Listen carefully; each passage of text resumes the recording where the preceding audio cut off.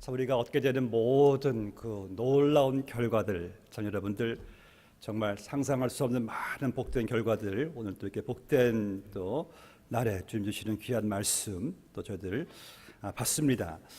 오늘 주시는 말씀 누가복음 18장 18절에서 30절 말씀 봉독해 드리고, 이어서 누가복음 19장 1절에서 10절 말씀까지 봉독해 드리겠습니다. 하나님의 말씀입니다. 어떤 관리가 물어 이르되, 선한 선생님이여, 내가 무엇을 하여야 영생을 얻으리이까? 예수께서 이르시되, 네가 어찌하여 나를 선하다 일컫느냐? 하나님 한 분 외에는 선한 이가 없느니라. 내가 계명을 안 하니 간음하지 말라, 살인하지 말라, 도둑질하지 말라, 거짓 증언하지 말라, 내 부모를 공경하라 하였느니라. 여짜오되, 이것은 내가 어려서부터 다 지키었나이다.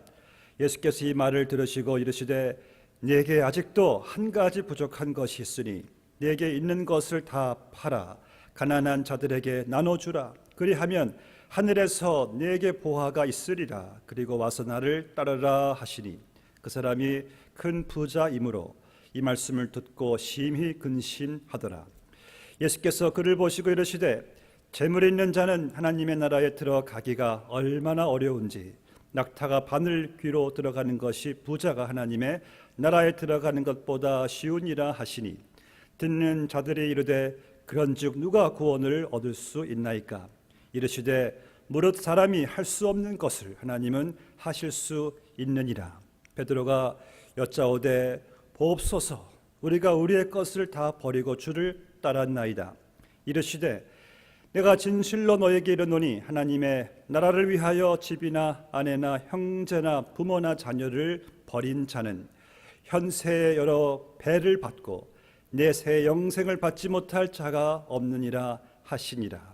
이어서 19장 1절에서 10절 말씀까지입니다. 예수께서 여리고로 들어가 지나가시더라. 삭개오라 이름하는 자가 있으니 세리장이요 또한 부자라. 그가 예수께서 어떠한 사람인가 하여 보고자 하되, 키가 작고 사람이 많아 할 수 없어 앞으로 달려가서 보기 위하여 돌 무화과 나무에 올라가니, 이는 예수께서 그리로 지나가시게 됨이러라. 예수께서 그곳에 이르사 쳐다보시고 이르시되, 삭개오야, 속히 내려오라. 내가 오늘 내 집에 유하여야 하겠다 하시니, 급히 내려와 즐거워하며 영접하거늘 무사람이 보고 수군거려 이르되, 저가 죄인의 집에 유하러 들어갔도다 하더라. 삭개오가 서서 주께 여짜오되, 주여 보시옵소서, 내 소유의 절반을 가난한 자들에게 주겠사오며, 만일 누구의 것을 속여 빼앗은 일이 있으면 내 갑절이나 갚겠나이다. 예수께서 이르시되, 오늘 구원이 집에 이르렀으리. 이 사람도 아브라함의 자손임이로다. 인자가 온 것은 잃어버린 자를 찾아 구원하려 함이니라. 아멘. 박성일 목사님 나오셔서 하나님 말씀을 전해주시겠습니다.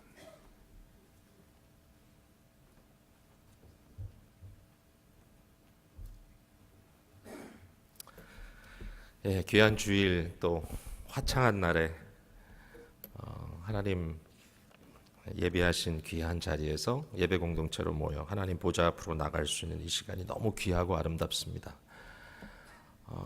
제가 금요일 밤부터 여러분을 뵀는데 오늘 여러분 모습이 제일 아름답습니다. 그 이유는 잘 모르겠고요. 점점 이렇게 얼굴이 참 더 밝아지시고, 오늘 특별히 주일날 이렇게 예배드리니까 참 기쁜 마음으로 이렇게 드리시는 것 같아서 너무 좋고요.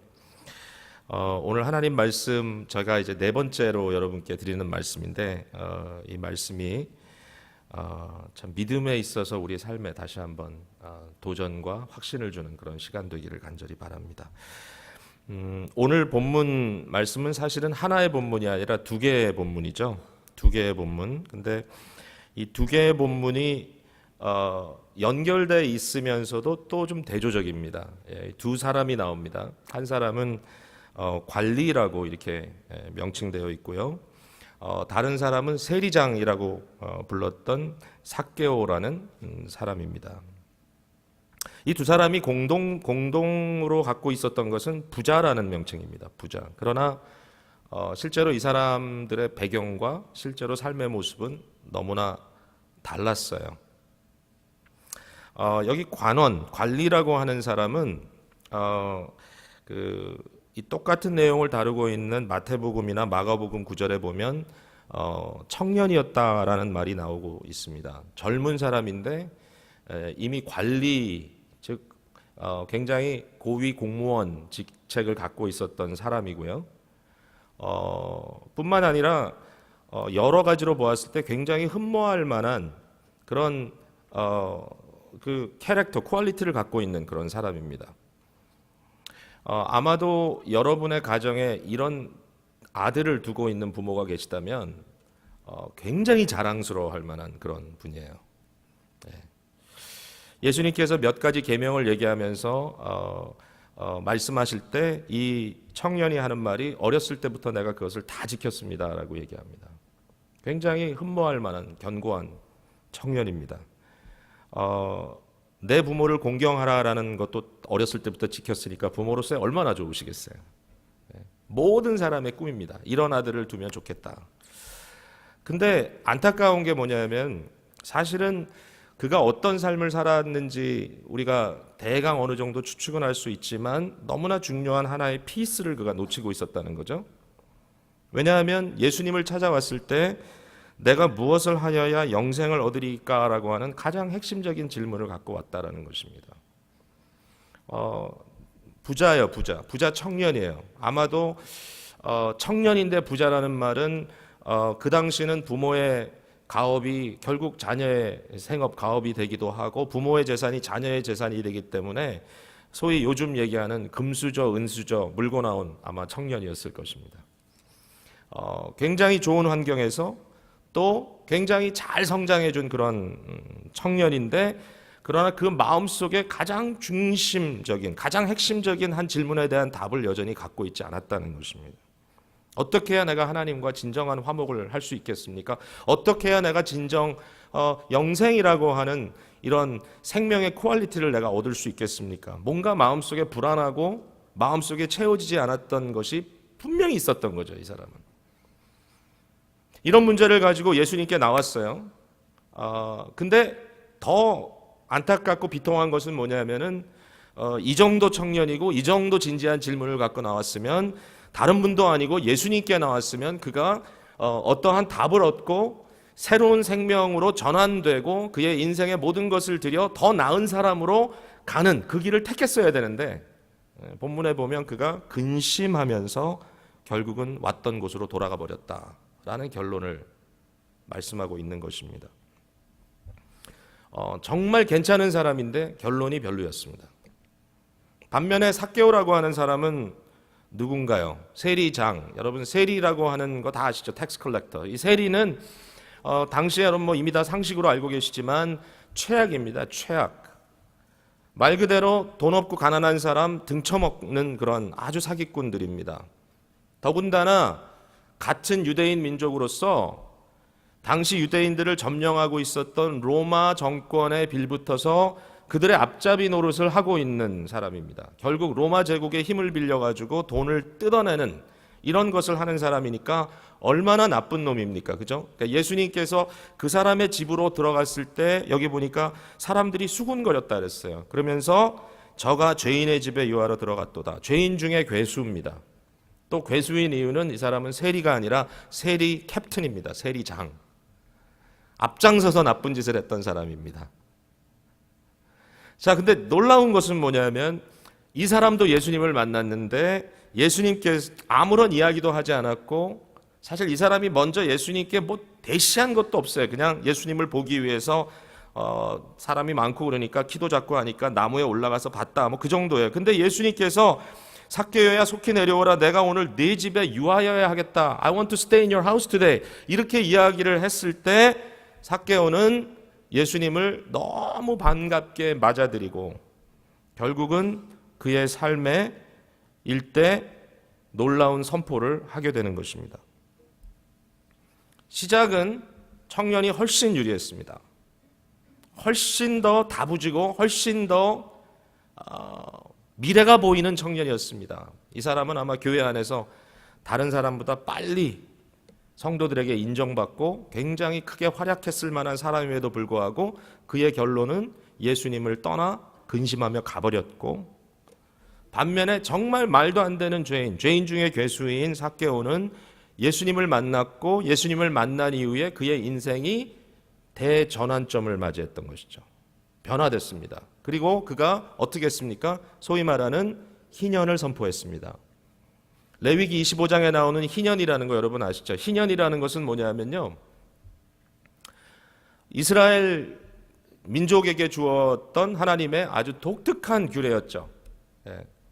너무너무 파격적이고 독특한 규례였기 때문에 사실은 이 희년 제도가 제대로 지켜지지 않았습니다. 지켜지지 않은 이유가 분명하죠. 이 희년 제도는 어떤가 하면 이스라엘 사람들에게는 모든 것이 다 동등하게 시작됐습니다. 저들이 가나안을 정복했을 때 하나님께서 저들에게 이 가나안 땅을 분배해 주셨죠. 지파별로 분배했습니다. 그리고 각 지파 안에 있는 그 head of family, 각 가정의 족장들을 통해서, 그 머리들을 통해서 또 분배를 받았습니다. 가족마다 자기에게 주어진 땅, 분깃이 있었어요. 근데 50년이 지나는 동안에 거기에 격차가 생기기 시작합니다. 모든 사람이 동일하게 열심히 일한 것도 아니고, 모든 사람이 동일하게 능력이 있는 것도 아니고, 모든 사람의 가족 수가 동일한 것도 아니니까 어떤 사람들은 경제적으로 굉장히 활발하게 활동하고 농사를 짓고 좋은 결과를 얻고, 그래가지고 결국은 더 재산이 증식되는가 하면, 즉 남의 땅도 결국은 사들이고 더 많은 소유를 갖게 되는가 하면, 어떤 사람들은 점점 시간이 갈수록 가난해지고 궁핍해집니다.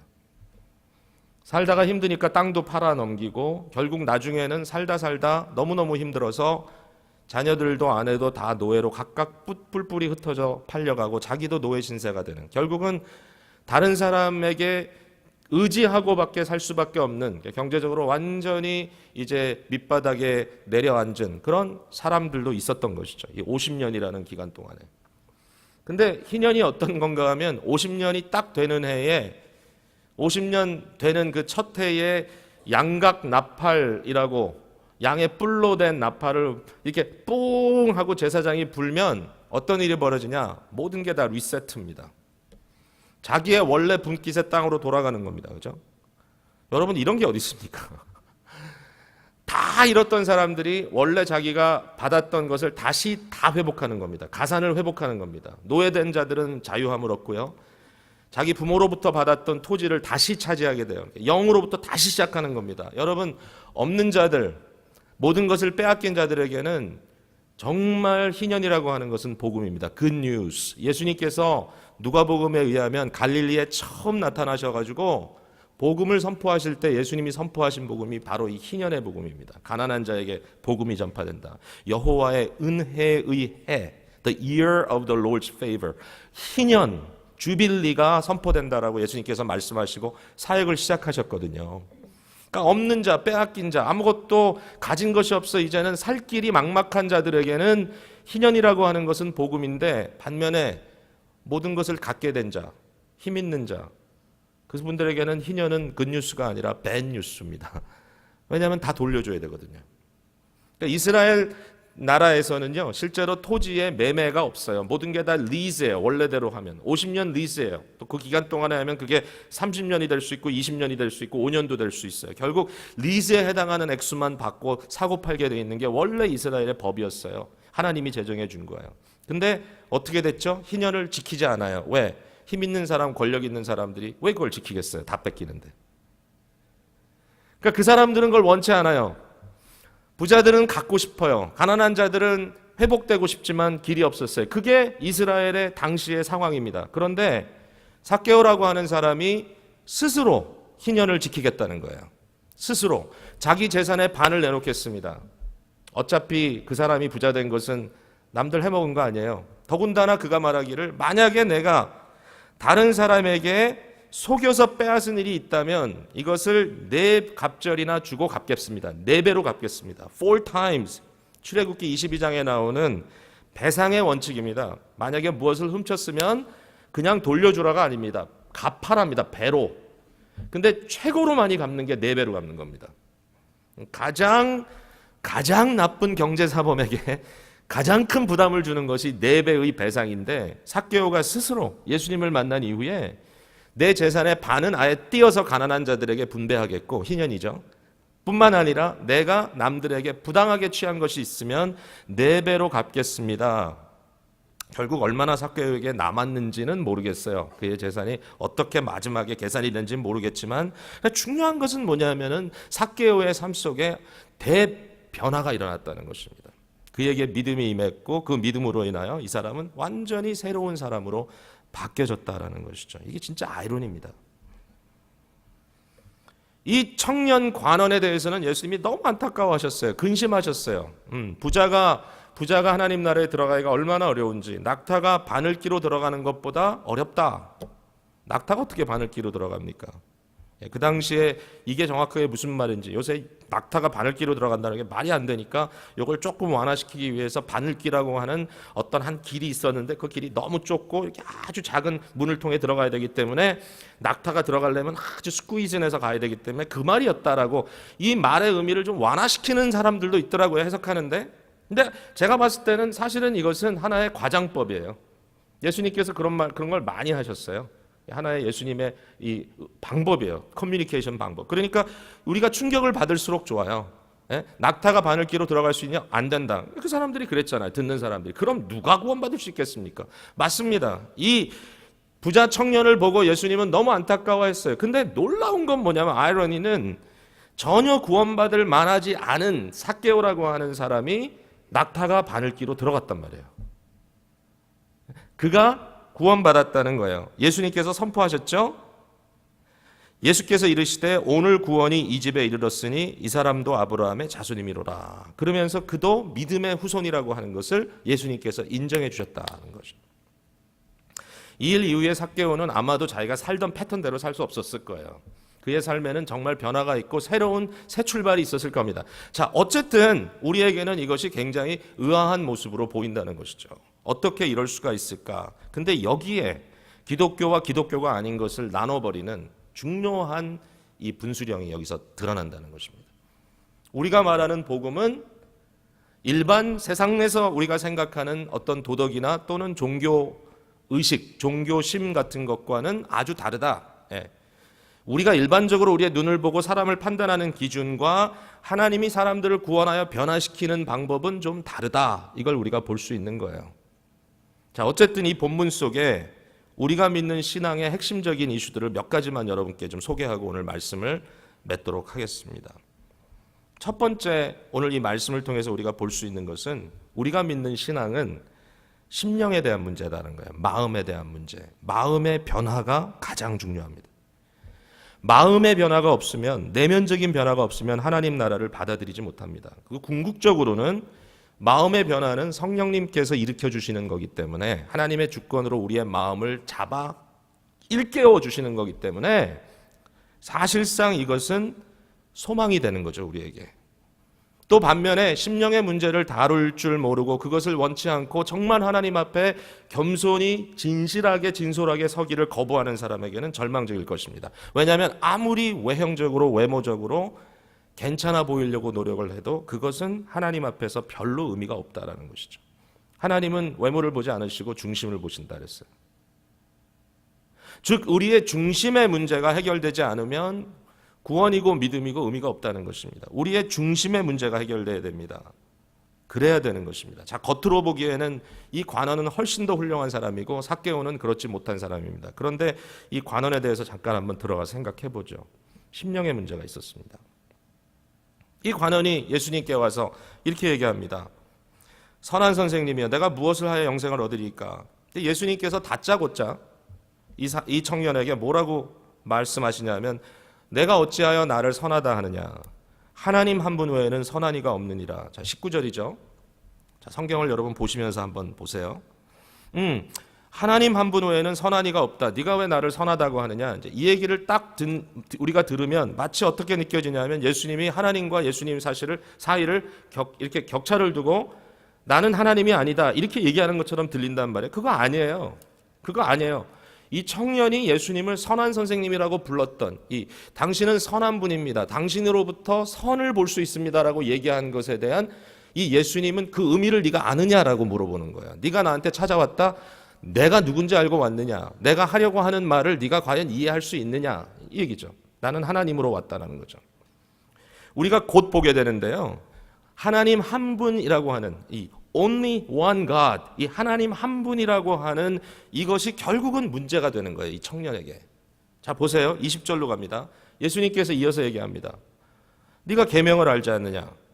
간음하지 말라, 살인하지 말라, 도둑질하지 말라, 거짓 증언하지 말라, 내 부모를 공경하라 하였다. 그러니까 예수님께서 이 5개의 계명을 이 청년에게 얘기했단 말이죠. 리마인드 시켰단 말이죠.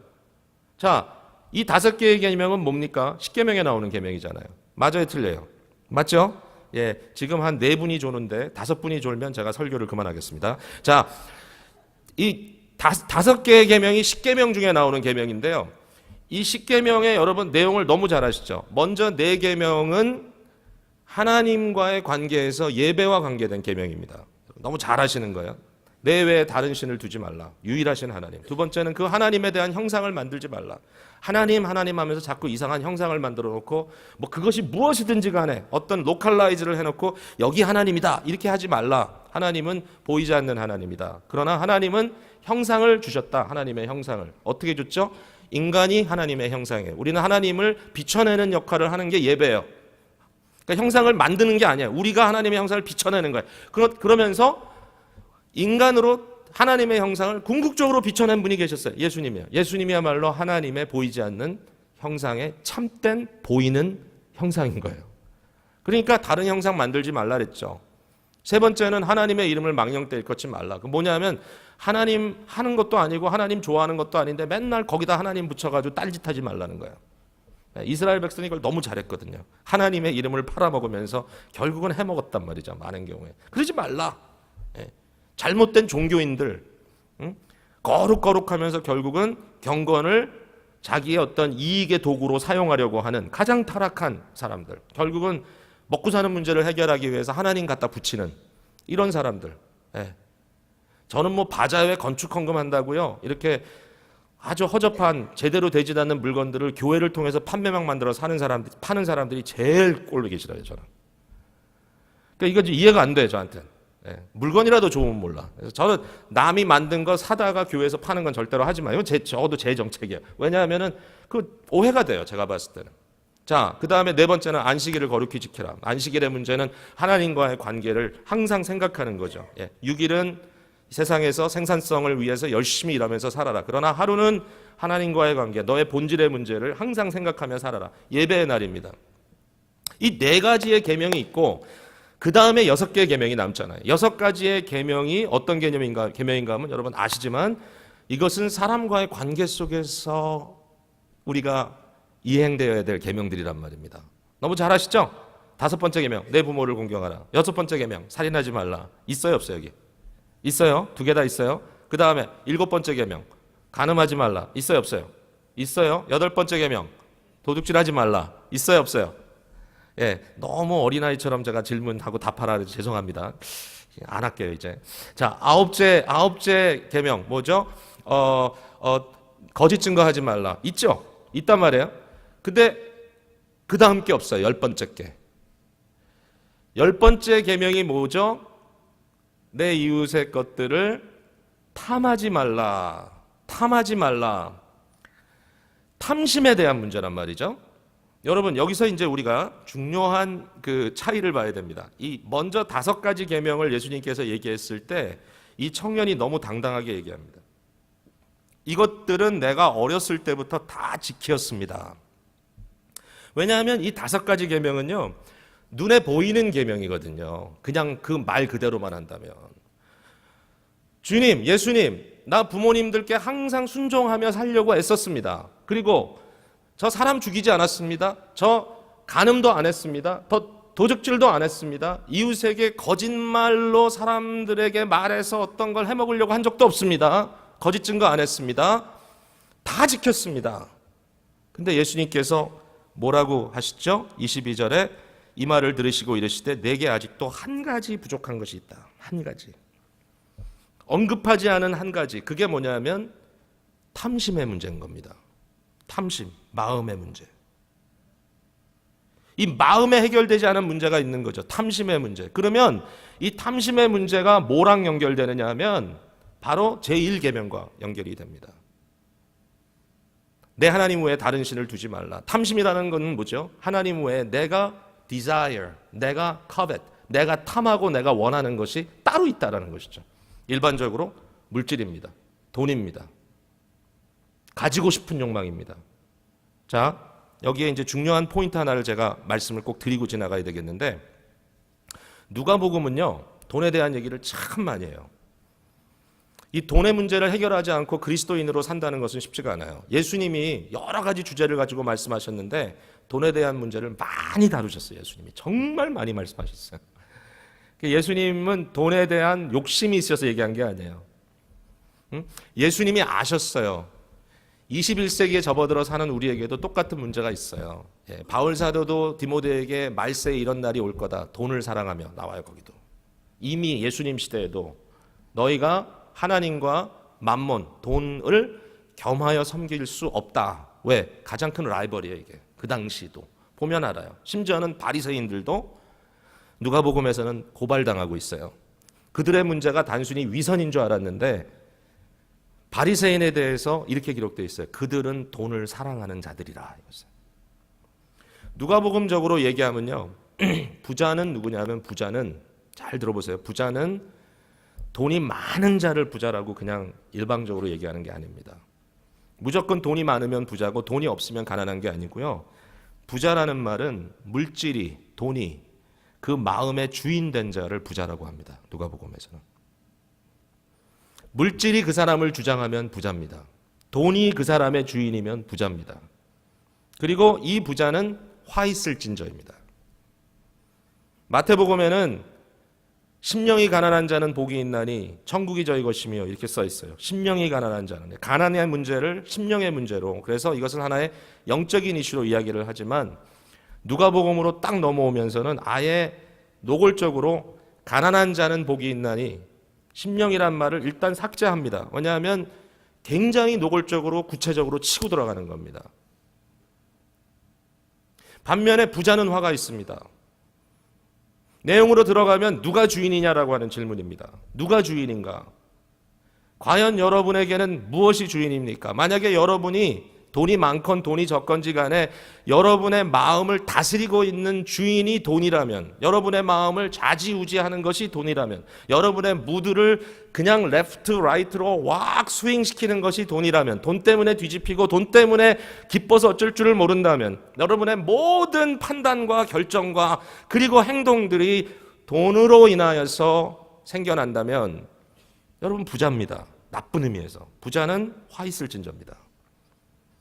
그러니까 여기에 이 젊은 관원은 너무 괜찮은 사람에도 불구하고 한 가지 부족한 것이 있었던 거예요. 한 가지. 그것이 뭐냐? 그는 돈이 주인이었던 거예요. 탐심의 문제를 해결하지 않았던 거예요. 그 마음속에 자기에게 주어진 부에 대한 사랑이 해결이 안 된 거예요. 그러니까 뭐예요? 결국 모든 걸 지켰다고 얘기하지만 가장 기초가 되고 가장 우선이 되는 내 앞에 다른 신을 두지 말라라고 하는 제1계명부터 깨져나가는 거예요.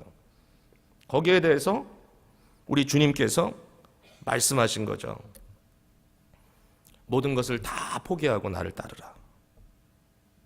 그러니까 주님께서 그에게 요구하신 것은 이거예요. 예수님을 따르는 이 마음의 움직임이라는 것은 탐심을 꺾지 않으면 하나님의 다스림을 절대로 경험할 수 없다라는 거예요. 다시 돌아가서 말씀드립니다. 마음의 문제입니다. 근데 이 마음의 문제가 얼마나 어렵습니까? 내 마음을 내가 어떻게 제어합니까, 여러분? 너무 힘들잖아요. 그러니까 기독교라고 하는 신앙은 그냥 겉으로 흉내내는 게 아니에요. 그냥 이미테이션이 아니에요. 우리는 그냥 짝퉁이 아니에요. 우리는 진품이 돼야 돼요. 진품이 되기 위해서는 뭐냐? 하나님의 실제적인 창조적인 역사가 우리 마음을 뒤집어 놔야 돼요. 그래서 기독교는 특이한 거예요. 근데 하나님이 우리 마음을 뒤집어 놓으면 그 결과가 뭐냐면 우리 마음이 바뀌고 마음의 주인이 바뀌는 거예요. 자, 이게 이제 두 번째 포인트입니다. 우리의 마음의 주인이 바뀌어야 돼요. 자, 첫 번째는 마음의 문제입니다. 두 번째는 마음의 주인이 바뀌어야 됩니다. 주인 바꾸기입니다, 오늘은. 그 주인이 누구냐? 예수님이 우리의 주인이 되시는 것입니다. 복음적 신앙은 예수님을 주인으로 따르는 겁니다. 자, 여기 두 가지 사람이 나오죠. 하나는 관원, 부자 관원, 하나는 삭개오. 이 두 사람이 나오는데 두 사람 다 주님이 부르셨어요. 이 관원은 나를 따르라 라고 부르셨어요. 그리고 마가복음에 보면 예수님이 이 관원을 참 사랑하셨어요. 거기 보니까 그가 이 청년을 보고 사랑하신지라 이렇게 써 있어요. 삭개오는 어떻게 불렀냐면은 속히 내려오라, 내가 오늘 네 집에 유하여 하겠다. 내가 너의 삶 속으로 좀 들어가야 되겠다. 그랬더니 영접했어요. 근데 오늘 제가 이 말씀은 꼭 드리고 싶은 내용이에요. 이게. 자, 예수님이 우리의 주인이에요. 이렇든 저렇든 주인이 돼야 돼요, 우리 마음에. 근데 어떤 사람들은 이 두 가지 사건을 보고 저한테 이런 질문을 해요. 목사님, 그 두 가지를 비교하기에는 조금 아쉬운 점이 있습니다. 왜냐하면 좀 unfair합니다. 뭐가 unfair합니까? 그랬더니 하시는 말씀이 여기에 이 관원에게는 네가 가진 것을 다 팔아버리고 나를 따르라 라고 말씀을 하셨잖아요. 다 팔라 그랬잖아요. 이거 누가 할 수 있어요? 나도 못하겠는데요.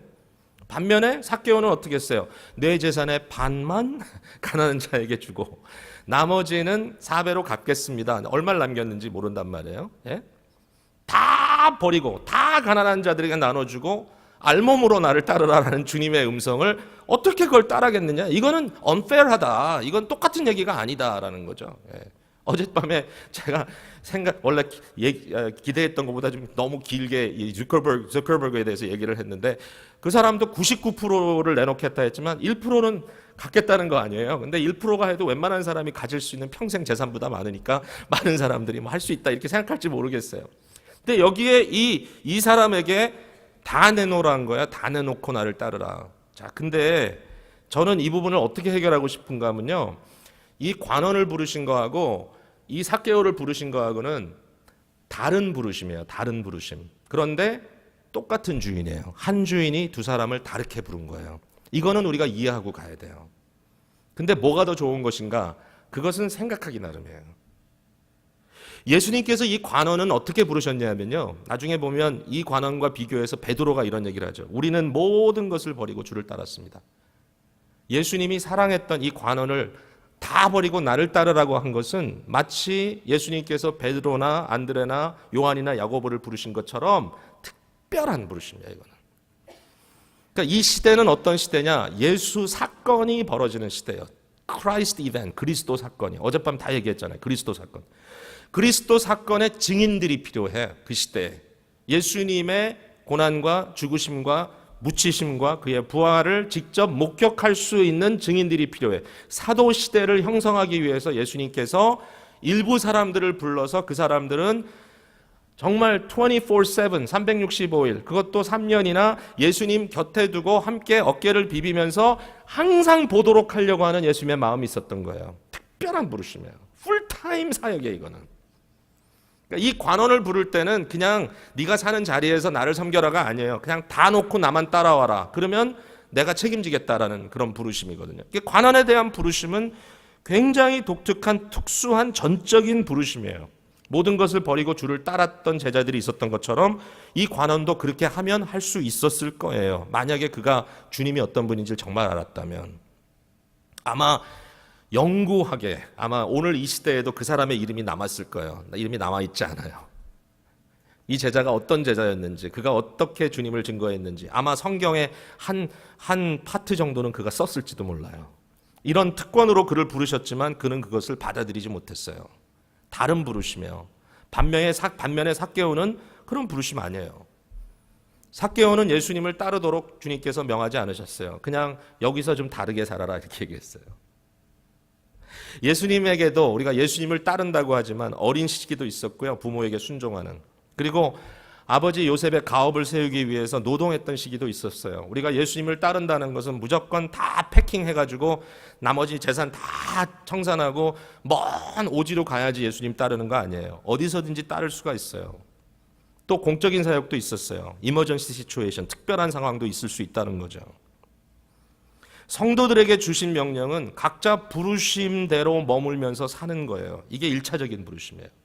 삭개오적인 부르심이에요. 근데 이게 더 쉽진 않아요, 여러분. 여러분, 주인은 똑같습니다. 우리 주님이 주인입니다. 하나님 주인 대신 그 주인 대심 아래 우리의 모든 삶의 영역이 다 주님께 드려지는 삶을 사는 것이 모든 그리스도인들에게 보편적으로 주신 명령입니다. 저는 우리의 삶의 영역을 5가지 정도로 일반적으로 생각하거든요. 굉장히 그냥 쉽게 정리한 거예요. 그래서 영어 단어로 focus, 초점을 맞춘다. F-O-C-U-S 그래가지고 한자씩 해가지고 제가 그 설명을 합니다. F는 family, 가정. O는 occupation, 직장. C는 우리가 몸담고 있는 local church. U는 약간 변형이지만 you. 당신의 내면 세계, 당신의 inside. 어떤 사람이 이런 얘기를 했어요. 여러분의 참된 종교는 여러분이 혼자 있을 때 여러분이 무엇을 하느냐, 무엇이 되느냐가 당신의 진정한 종교입니다. Your true religion is what you do and what you are in your solitude. 정말 타당한 말 같아요. 거기에도 하나님이 그리스도가 주인이다. 마지막 S는 social relations, 모든 대인관계. 그러니까 우리의 삶 전반에 있어서 가족이건 직장이든 이 로컬 철치든 아니면 우리의 개인적인 내면 생활이든 아니면 사람들과의 대인관계이든 모든 것이 다 주님의 주권 아래 있다라는 것을 우리가 믿는다는 데 대해서는 이견이 없습니다. 똑같습니다. 우리가 다. 그러나 부름은 다르다는 거예요. 부름은. 어떤 사람은 특별하게 불러서 이렇게 저렇게 사용합니다. 자, 뭐가 더 쉬운가라는 질문 앞에서는 제가 쉽게 답을 드리기가 어렵습니다. 저는 삭개오가 그의 인생의 이 방법을 바꿔가지고 그가 정말 그리스도의 제자로 자기의 삶의 자리에서 삶을 뒤집어서 산다는 게 사실은 더 어려웠다고 생각됩니다. 베드로나 요한의 삶보다도 삭개오가 변화되어 산 것이 더 어렵다고 저는 생각이 돼요. 솔직히 그게 제 판단이에요. 더 어려울 것 같아. 왜냐하면 제 생각에도 목사로 신앙생활하는 게 평신도로 신앙생활하는 것보다 좀 쉬운 것 같아요. 제 생각에는. 여러분 그렇게 보이지 않습니까? 더 어려울 것 같아요. 어떤 분들은요 목사를 되게 불쌍하게 생각해요. 왜 그 어려운 목회의 길을 가시려고 하십니까?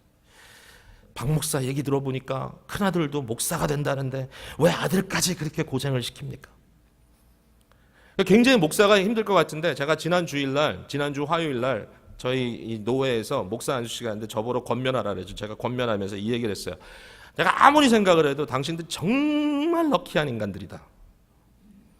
사람들이 뭐라 그러든지 간에 내 개인의 경험으로 말하자면 나는 목사가 된 것만큼 정말 행복한 다른 이유가 없다. 이거 정말 제가 뭐 이렇게 표정 관리하면서 말도 안 되는 얘기를 하는 게 아니에요. 진짜 이유가 있어요. 정말 축하받을 일이에요. 목사가 된다는 것은. 왜냐하면 적어도 3가지 이유가 생각이 났어요. 제가 첫 번째는 저의 전업, 그러니까 전업이라는 게 뭐죠? 저의 primary vocation. 제가 하는 가장 중요한 일이 뭐냐 하면 하나님 말씀을 공부하고 전하는 거예요. 세상에 돈 주고 그걸 하려네요. 성경 보고 말씀 공부하고 그것을 전하기 위해서 애쓰고 하는 것이 얼마나 행복한 거예요. 인간에게 있어서 최고의 특권이 뭐냐? 영원한 하나님의 말씀, 생명의 말씀을 내 삶 속에 갖고 있는 것만큼 특별한 게 없는데 이 말씀을 공부하는데 너의 모든 걸 다 해라. 그러면 먹여 살려주겠다. 그것만큼 좋은 게 어디 있어요? 아멘? 여러분 부러울 거예요. 부러워야 돼. 제가 하루에 기본적으로 3시간에서 5시간은 성경 봅니다. 이게 자랑하려는 게 아니고요. 제가 지난번에 어떤 분이 말씀 묵상에 대해서 좀 얘기하라 그래가지고 내가 하는 거 당신들 못할 걸 이제 이러면서 어떤 그 한국의 그 목회자들을 위한 그 월간지의 기자한테 그걸 보내줬거든요. 그 기자가 저한테 메일을 보냈어요. 하는 말이 목사님 죽도록 부럽습니다. 맞습니다. 평범한 일반 직장 가진 사람들이 어떻게 그걸 합니까? 안 되죠. 근데 저는 할 수 있는 여건이 주어져 있어요. 교인들이요, 제가 하루에 3시간, 하루에 많으면 5시간씩 성경 봅니다. 그러면 다 좋아해요. 누가 싫어해요? 다 좋아해요. 목사님 정말 잘하셨습니다. 목사님 잘 사십시오. 최고예요, 최고. 두 번째는 뭐냐? 교회라고 하는 공동체를 섬기는 특권을 갖고 있어요. 어제도 저커버그가 그 얘기 하잖아요.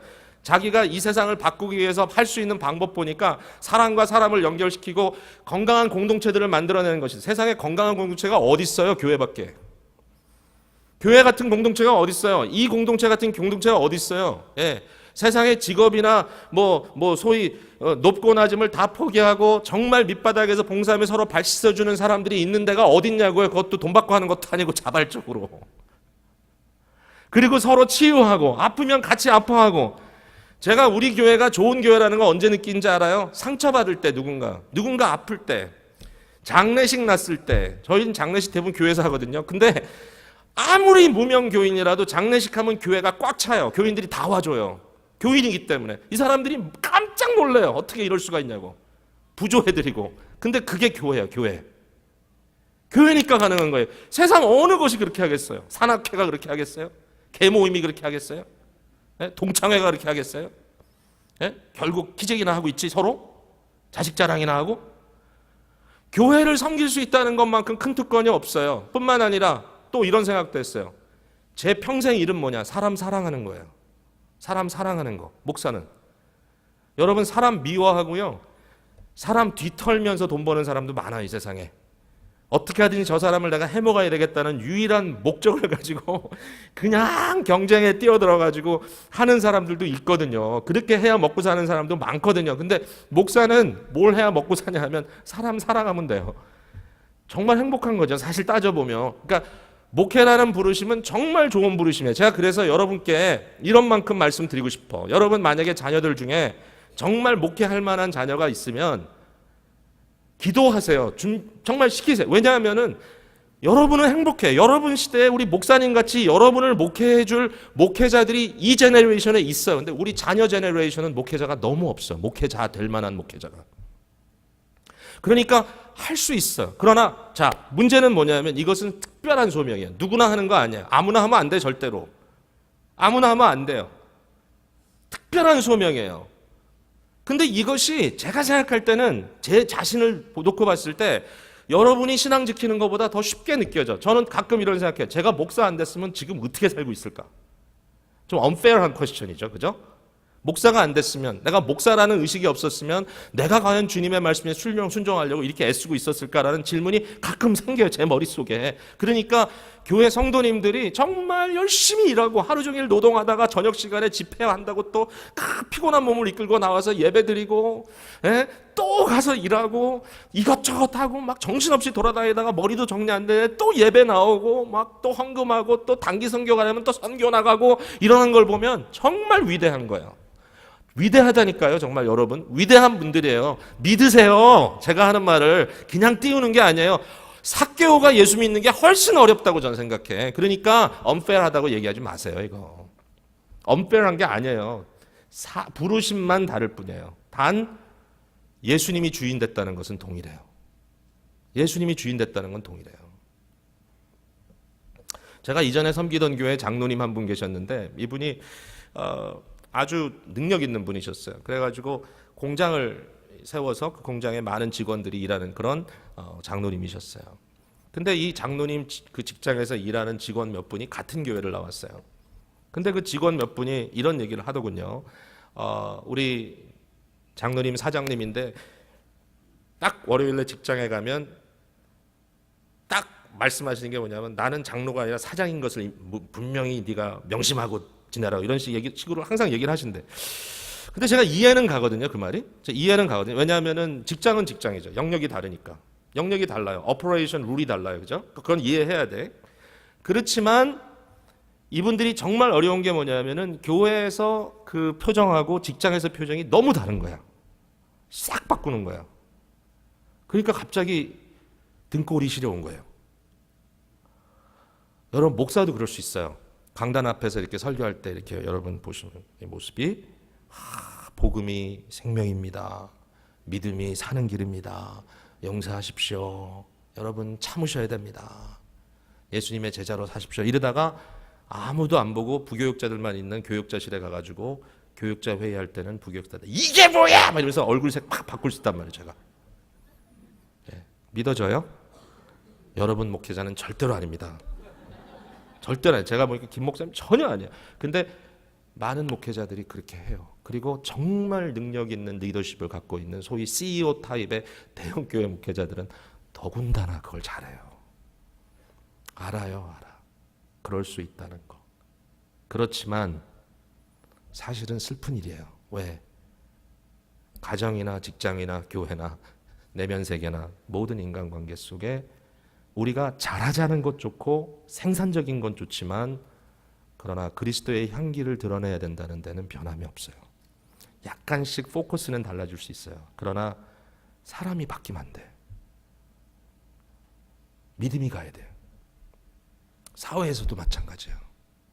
그래서 바울 사도가 디모데에게 직분자 세울 때 장로든 집사든 어떤 사람을 세우느냐, 외인들에게, 즉 예수님 믿지 않는 교회 밖에 있는 사람에게도 좋은 레퓨테이션을 갖고 있는 사람을 택해라. 어디를 가나 얼굴이 변하지 않아야 돼요. 그러니까 어려운 일이에요. 예수님이 주인이에요. 복음적 삶은 분명히 달라요.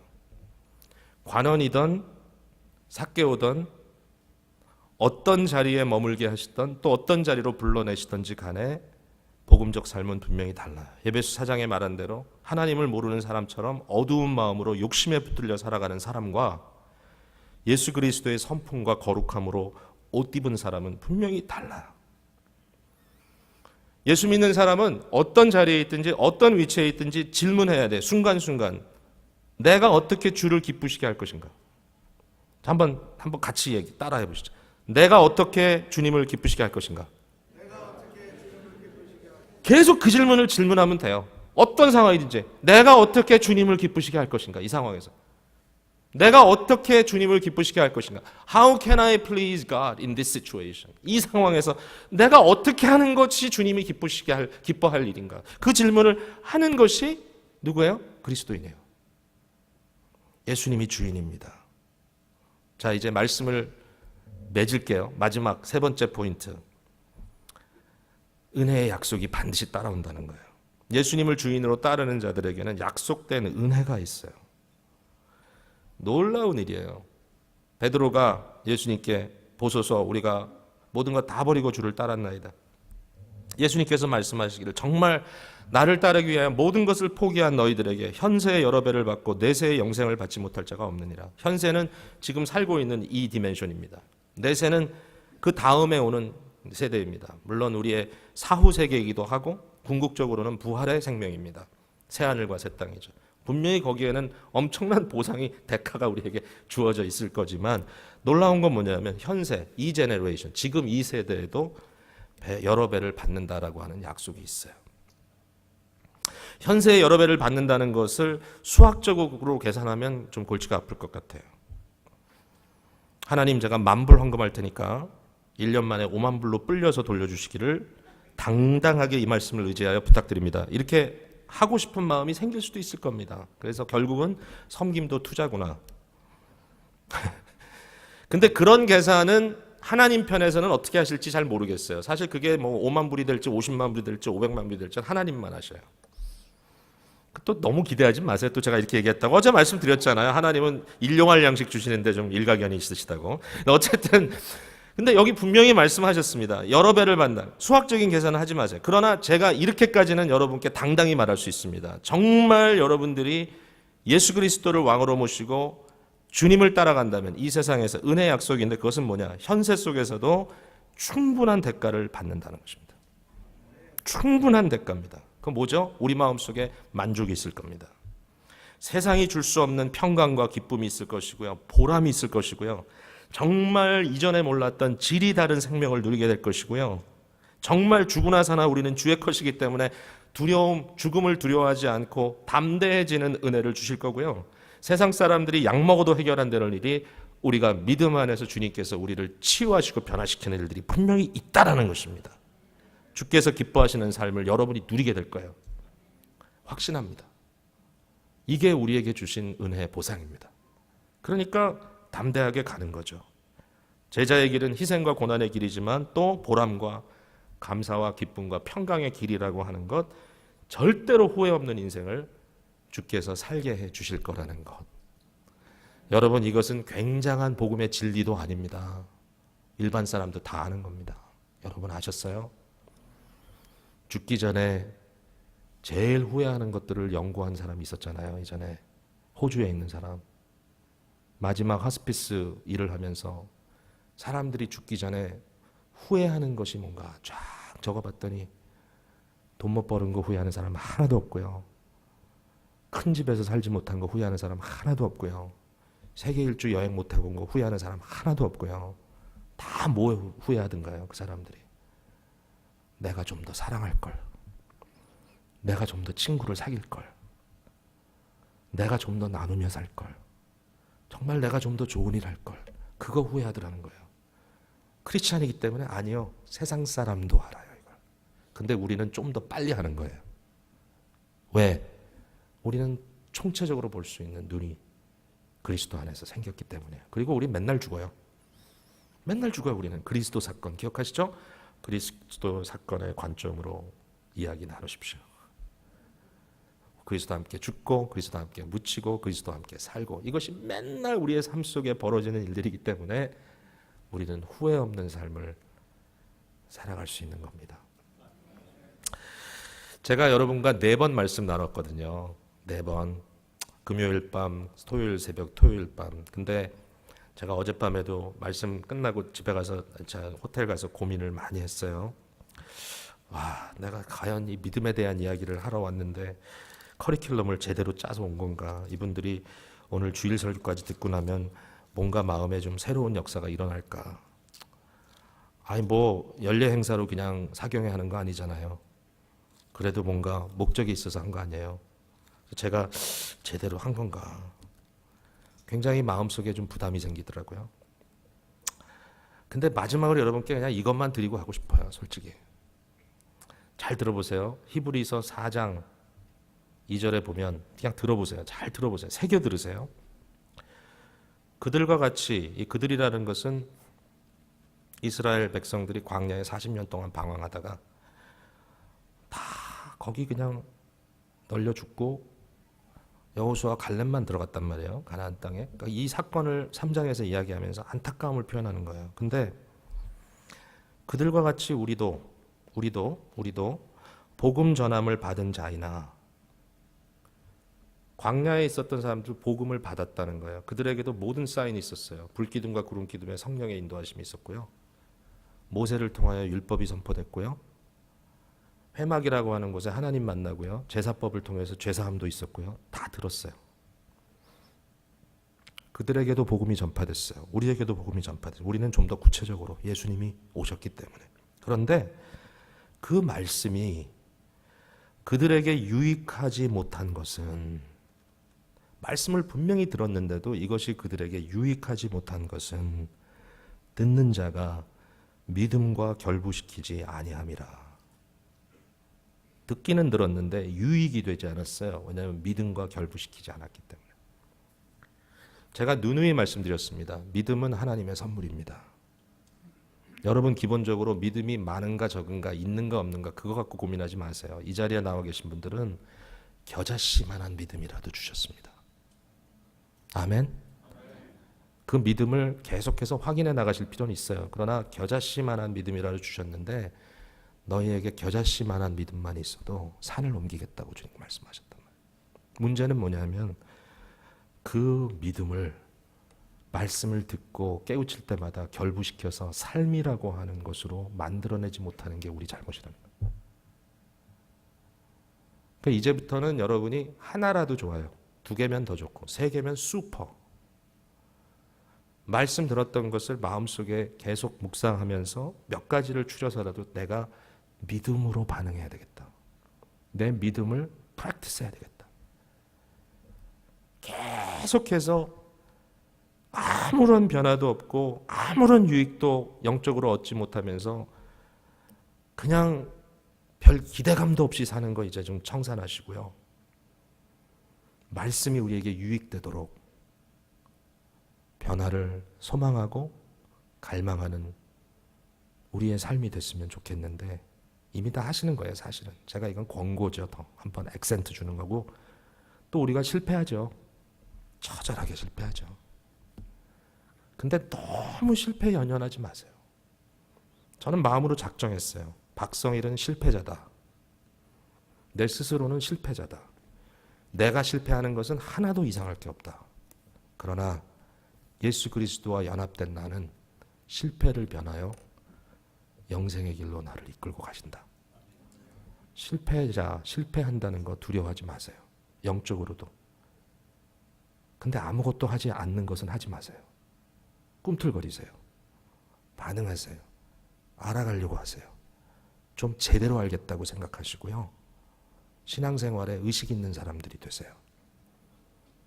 세상과 맞짱 뜨세요. 죄한테 한번 대들어 보세요. 내가 너 죽일 거야 이러면서 한번 대들어 보라고요.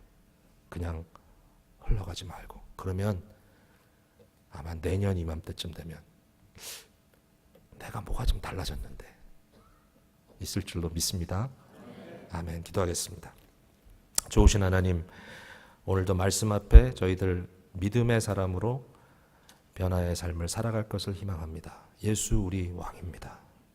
왕 되신 주님을 믿고 따르며 주께 영광 돌리며 주를 기쁘시게 하는 삶을 살게 하여 주옵소서. 이 교회를 축복하시고 이 사역을 통하여 이 귀한 성도님들, 너무 귀하신 분들인데 맡겨주신 그 삶의 현장에서 제자의 삶을 충실하게 이행하다가 잘했구나, 착하고 충성된 종아, 정말 칭찬받는 믿음의 거장들이 되게 하여 주옵소서. 예수님 이름으로 감사하며 기도합니다. 아멘.